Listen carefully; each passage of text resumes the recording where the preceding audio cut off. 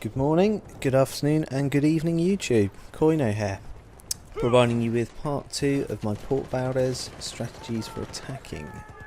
The video we've got here is a continuation of part 1, it's the same game. If you haven't seen part 1, go and check that shit out now, it's pretty decent I think you'll enjoy that, it's on my channel.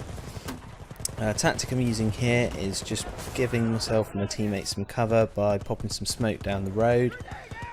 Be careful on this part, you'll find a lot of people camping up this hill, especially around the right hand side waiting for you. I think it's clear on this video, but always be careful when going up around there.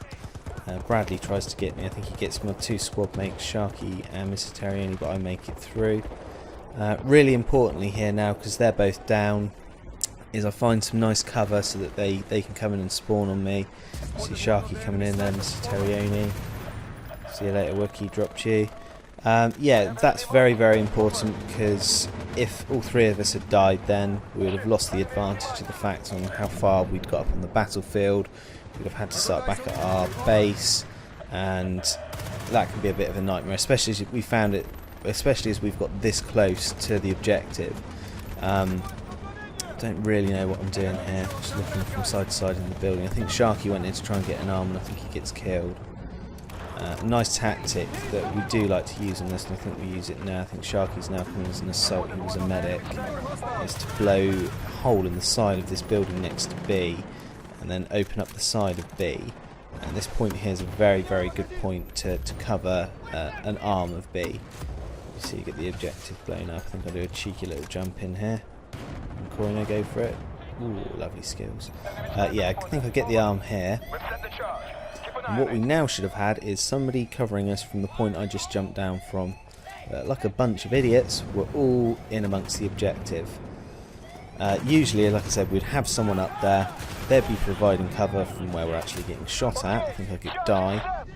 And you see the guy in a sec where he is. Yep, it's a really good point up there to cover, as he's probably got 2 or 3 nice kills on us there.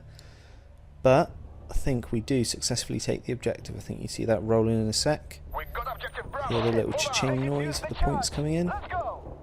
Unfortunately though, as I'm dead, I don't get the points, but thankfully, thank you very much DICE, you've now fixed this, so I would have got those 100 lovely points added to my total. Right, that's B done. So now we've got to try and push up and think about how we're going to take A. I'm running a bit gung-ho here, I think I probably should have popped smoke a bit earlier. There you go, try and pop a bit to provide myself with some cover. Sharky and Mr. Terrioni getting the tank here. They move the tank up into a pretty decent position to start hammering the fuck out of A. Bit of a dirty tactic to try and take it that way, but it is valid. They put it in the game so you can do it. My personal preference wouldn't be to try and take the objectives by destroying the buildings when you can do that, but I say valid tactic. What I would have liked for us to do, if we would have taken B and stayed alive in the taking of B, a nice tactic to use is to try and flank the enemy around the back. And this would be, there's an anti-tank gun at the back of this base. If you can get yourself in that building as an attacking team, it forms a really good basis of an attack.